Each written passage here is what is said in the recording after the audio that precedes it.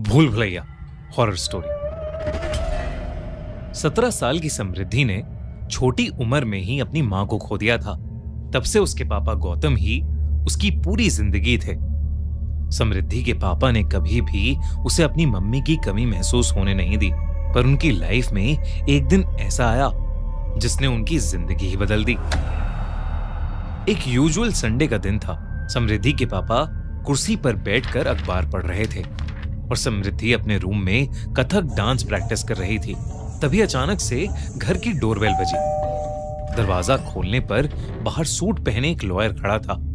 उसने बताया कि गौतम के चाचा का देहांत हो गया है और उन्होंने अपनी एक हवेली विरासत में गौतम को सौंपी है।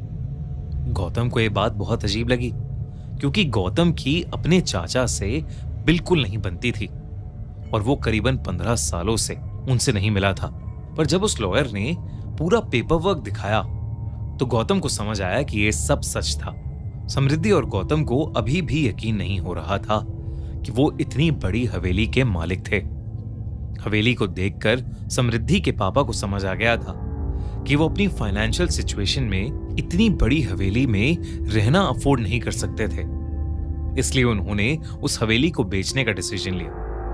पर समृद्धि की आंखों में एक अलग सी चमक थी। उसने अपने पिता को बोला कि वो हमेशा से एक बड़े से घर में रहना चाहती थी। गौतम ने समृद्धि की खुशी देखकर कुछ समय उस हवेली में रहने का डिसीजन लिया। वो हवेली जितनी बाहर से खूबसूरत थी, उतनी अंदर से भी। समृद्धि की खुशी का ठिकाना ही नहीं था। वो पूरी हवेली में घूम घूम कर हवेली के सभी कमरे देख रही थी। तभी वो एक ऐसे कमरे के आगे पहुंची जिसका दरवाजा बंद था। उस बड़े से दरवाजे पर एक बड़ा सा ताला लगा था और उस ताले पर संस्कृत में कुछ लिखा हुआ था। समृद्धि ने उस ताले पर जैसे ही हाथ लगाया, उसे मानो बहुत जोर का करंट लगा। इससे पहले कि समृद्धि कुछ समझ पाती, उसके पापा ने उसे आवाज लगाई और समृद्धि वापस मुड़कर अपने पापा के पास जाने लगी। पर चलते चलते समृद्धि के कानों में एक आवाज आई। उसके कानों में एक औरत हंसते हुए उसे पुकार रही थी।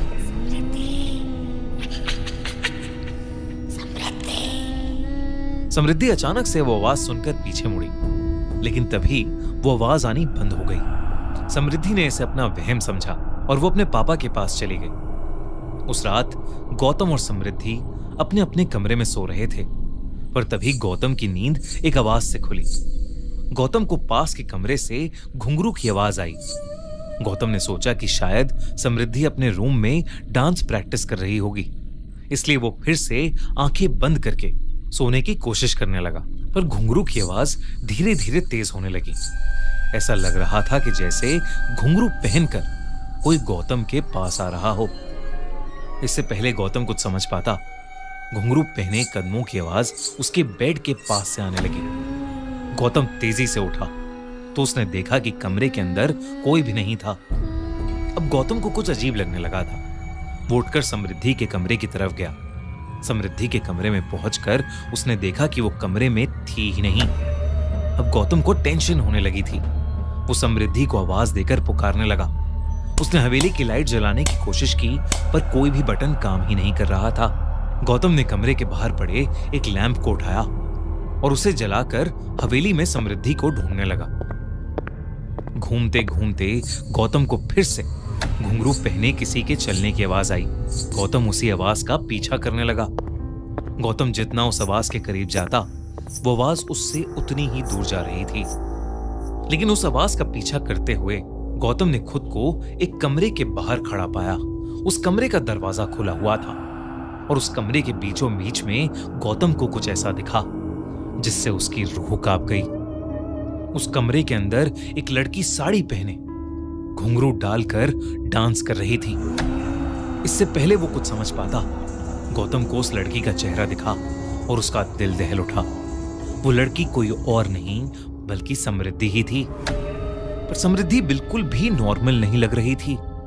उसने बहुत सारा मेकअप किया हुआ था और वो मेकअप उसके पूरे चेहरे पर फैला हुआ था।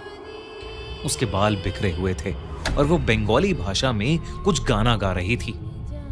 गौतम ये सब देखकर बहुत डर गया और वो दौड़कर समृद्धि के पास गया।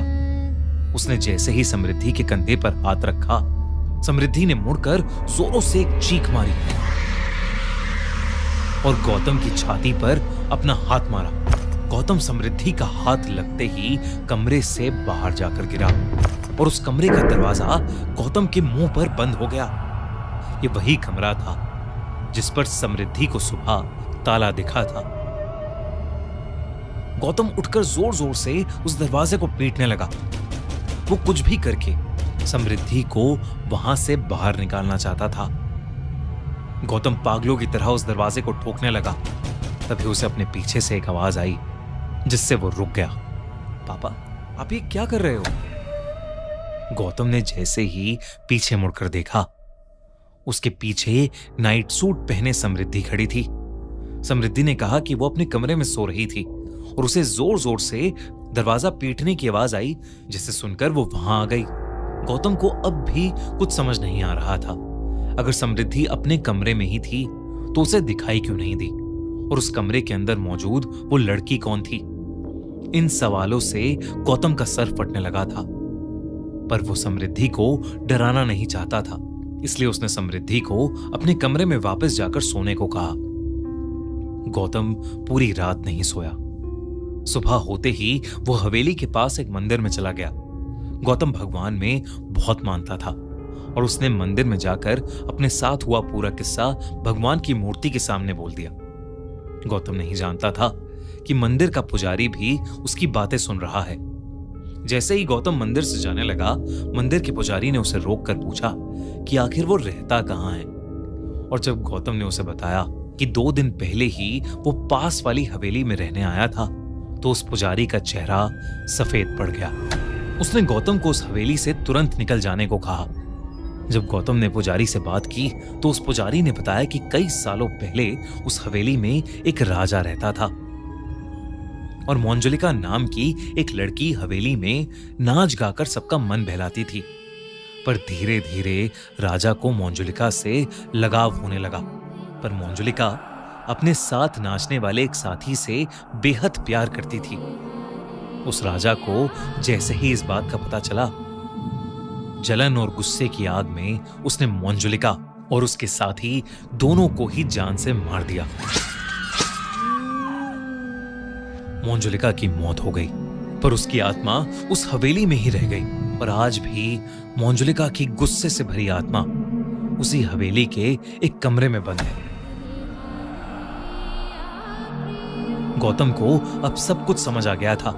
जो कल रात को उसे दिखी वो कोई और नहीं बल्कि मंजुलिका थी, और अब उस हवेली में रहना उसके और समृद्धि के लिए खतरे से खाली नहीं था। वो उसी पल समृद्धि को लेकर वहां से जाना चाहता था, लेकिन जब वो घर वापस गया तो समृद्धि मंजुलिका वाले कमरे में बैठी हुई कल रात जैसे साड़ी और घुंघरू पहने हुए उस कमरे में पड़ा पुराना सामान देख रही थी।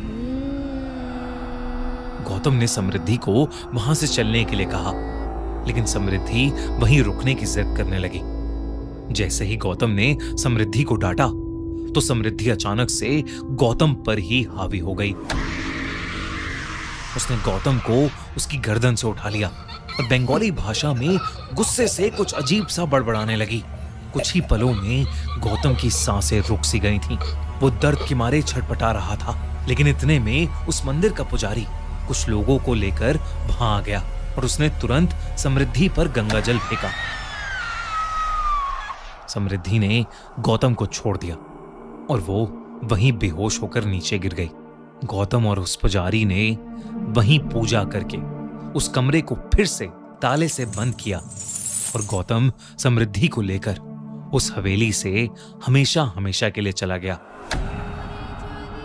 उस हवेली को बेचना क्या, उस हवेली के आसपास जाने का भी ख्याल गौतम ने अपने मन से निकाल दिया। समृद्धि को आज भी नहीं पता कि आखिर उन्होंने वो हवेली क्यों छोड़ी, और ना ही गौतम उसे उस हवेली को छोड़ने की वजह बताता है। दोस्तों, अगर आपको भूल भुलैया का खूनी मंडे वर्जन पसंद आया तो जल्दी से हमारे चैनल को सब्सक्राइब करो और देखते रहो हर हफ्ते एक दिल दहला देने वाली हॉरर स्टोरी।